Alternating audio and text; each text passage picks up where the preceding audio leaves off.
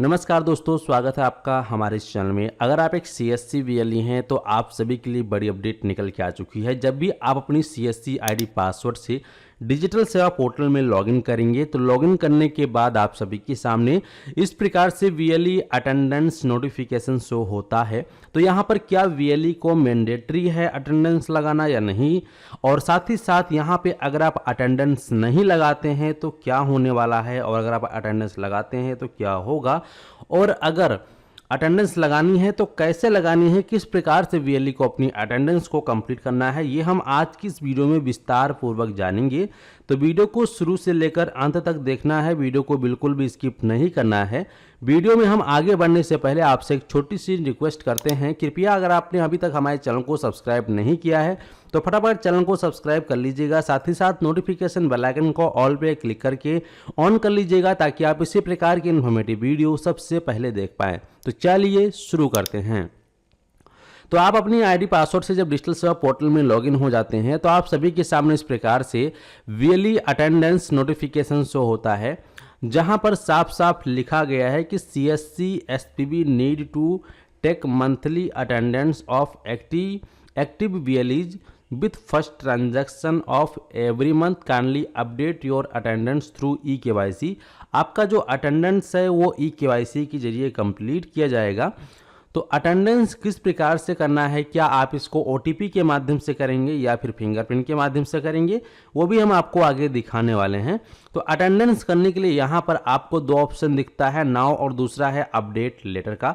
लेकिन ध्यान रहे, अगर आप अपनी अटेंडेंस लगाना ही चाहते हैं तो आपके पास किसी भी कंपनी का बायोमेट्रिक डिवाइस तो होना ही चाहिए, क्योंकि यहाँ पर OTP से आप अटेंडेंस नहीं लगा सकते हैं और ना ही आने वाले समय में आपको ये सुविधा मिलने वाली है। अटेंडेंस का मतलब यही होता है कि जो व्यक्ति अटेंडेंस लगा रहा है वो खुद वहां पर मौजूद हो। ठीक है, तो यहां पर सीधा हम नाउ वाले ऑप्शन पे क्लिक करेंगे अटेंडेंस लगाने के लिए। जैसे हम इस पे क्लिक करेंगे, क्लिक करने के बाद आप देख सकते हैं इस प्रकार से हमें जो है रीडायरेक्ट कर दिया गया है इस वाली साइट पे। अब यहाँ पे जो भी आपका बायोमेट्रिक डिवाइस है यहाँ पर इन्होंने फैच कर लिया है। जब फैच हो जाएगा आपका बायोमेट्रिक डिवाइस तो इस प्रकार से लिखा हुआ आएगा, kindly provide your consent to proceed with the authentication request. ठीक है, अगर आपका बायोमेट्रिक डिवाइस यहाँ पे कनेक्ट नहीं होता है तो ऐसे में यहाँ पे रेड कलर में लिखा हुआ आएगा, तो आपको अपने बायोमेट्रिक के ड्राइवर को अपडेट करने की आवश्यकता होती है। तो आप अपने बायोमेट्रिक ड्राइवर को अपडेट कर लेंगे, उसके बाद दोबारा से कनेक्ट करोगे तो आपका जो इस प्रकार से शो होने लग जाएगा। अब यहाँ पे देखोगे आपको KYC करने के लिए इस प्रकार से एक नोटिफिकेशन दिख रहा है, आधार नंबर, VID UID टोकन। तो आप सीधा इसी वाले ऑप्शन पे क्लिक कर देंगे। जैसे ही आप इस पे क्लिक करोगे तो आपके सामने इस प्रकार से इंटरफेस आएगा। अब यहाँ पर काफ़ी सारे VLE के मन में सवाल होगा कि यहाँ पे OTP का भी ऑप्शन है, iris का भी ऑप्शन है, फिंगरप्रिंट का भी ऑप्शन है, तो क्या हम OTP से कर सकते हैं? तो जैसा कि मैंने आपको भी बताया ही था कि आप OTP के माध्यम से कभी भी कहीं पर भी अपनी अटेंडेंस नहीं लगा सकते हैं। अगर OTP के थ्रू अटेंडेंस लगनी चालू हो गई तो ऐसे में काफ़ी ज़्यादा चीटिंग होंगी।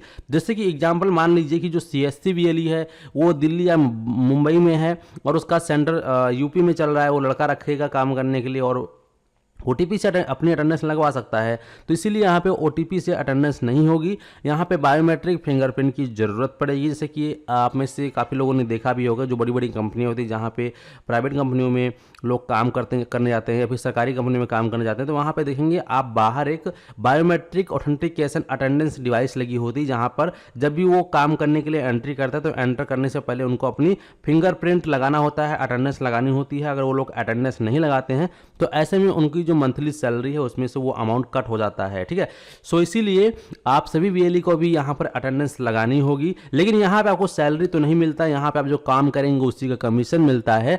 तो यहाँ पे अटेंडेंस किस प्रकार से लगानी है, तो अटेंडेंस लगाने के सीधा आप यहाँ पर स्टार्ट कैप्चर पे क्लिक करोगे, आपके बायोमेट्रिक में लाइट जलेगा, यहाँ पे अपना फिंगर लगा देंगे। ठीक है, तो फिंगर लगाने के बाद इस प्रकार से हमारा जो है फिंगर कैप्चर हो चुका है। कैप्चर होने के बाद ये सीधा आपको लॉग आउट कर देगा, यानी उठा के बाहर फेंक देगा, सीधी बात कहें तो। ठीक है, अब बाहर उठा के आपको फेंक दिया, हमारा फिंगर कैप्चर हो चुका है। दोबारा से अब यहाँ पे हम जो है इस प्रकार से जो भी कैप्चा कोड हमें यहाँ पे शो किया जाएगा उस कैप्चा कोड को हमें डाल देना है और यहाँ पे साइन इन पे क्लिक करेंगे। तो साइन इन पे क्लिक करने के बाद आप सभी दोबारा से इसमें लॉगिन हो सकते हैं। तो यहाँ पे अब आपकी अटेंडेंस कंप्लीट हो चुकी है, हालांकि कोई नोटिफिकेशन आपको नहीं मिला था। और यहाँ पर अगर आप अटेंडेंस नहीं कंप्लीट करते हैं तो आपको क्या प्रॉब्लम आ सकती है। तो दोस्तों अगर आप यहाँ पे अटेंडेंस नहीं लगाते हैं मंथली, तो ऐसे में सीएससी ये समझेगी कि जो बीएलई है वो जो है इस आईडी पे कार्यरत नहीं है, कार्य नहीं कर रहा है। तो ऐसे में आपकी जो आईडी है उसको इनएक्टिव किया जा सकता है। और जब एक बार आपकी आईडी इनएक्टिव हो जाएगी तो फिर आप इन फ्यूचर कभी भी उस आईडी से काम नहीं कर पाएंगे। या ऐसा भी हो सकता है कि सीएससी के माध्यम से कोई नई सर्विसेज निकलने वाली हो जो कि उन बीएलई तक ना पहुंचे या ना दी जाए जिन लोगों ने अपनी अटेंडेंस नहीं लगाई है। और जो बीएलई अपनी अटेंडेंस को कंप्लीट करेंगे उनको एक्टिव बीएलईज माना जाएगा। यानी चाहे आप सीएससी का माध्यम से काम करो या ना करो, या महीने में 1-2 ट्रांजैक्शन करो, उससे फर्क नहीं पड़ता, आपको अटेंडेंस लगा देनी है। अगर अटेंडेंस आप लगाएंगे तो ऐसे में आप यहाँ पर एक्टिव बीएलई बन जाएंगे। लेकिन अगर अटेंडेंस लगा रहे हैं तो आप 2-4 काम ऐसा कर भी लीजिएगा, ऐसा नहीं कि बस आप अटेंडेंस लगा छोड़ दो, ठीक है। सो उम्मीद करते हैं कि आप लोग अच्छे से समझ गए हैं कि अटेंडेंस लगाने के फ़ायदा क्या है, नुकसान क्या है। तो चलिए इस वीडियो को प्लान समाप्त करते हैं। इस वीडियो को और भी अपने बीएलई दोस्तों तक शेयर कर दीजिएगा। और अगर अभी भी आपके बायोमेट्रिक की कोई प्रॉब्लम आ रही है, बायोमेट्रिक में लाइट नहीं जल रही है, तो फिर आप लोग हमें कमेंट सेक्शन में कमेंट करके बताइएगा, प्लस उस डिवाइस का नाम भी मेंशन कर दीजिएगा। जो भी डिवाइस होगा उसका मॉडल नंबर, उसका नाम भी मेंशन कर दीजिएगा। तो मैं जो है उसके ऊपर एक अलग से स्पेशल वीडियो आप सभी तक प्रोवाइड कर दूंगा, ताकि आप सभी अपनी बायोमेट्रिक डिवाइस का सेटिंग करके अपनी अटेंडेंस को कंप्लीट कर पाएं, ठीक है। तो मिलते हैं एक नए वीडियो में। अगर आपने सब्सक्राइब कर लिया है तो बहुत अच्छी बात है, नहीं किया तो आप कर लीजिएगा, ताकि इसी प्रकार की आपको लेटेस्ट इन्फॉर्मेशन सबसे पहले मिलती रहे। चलिए मिलते हैं एक नए वीडियो में, धन्यवाद।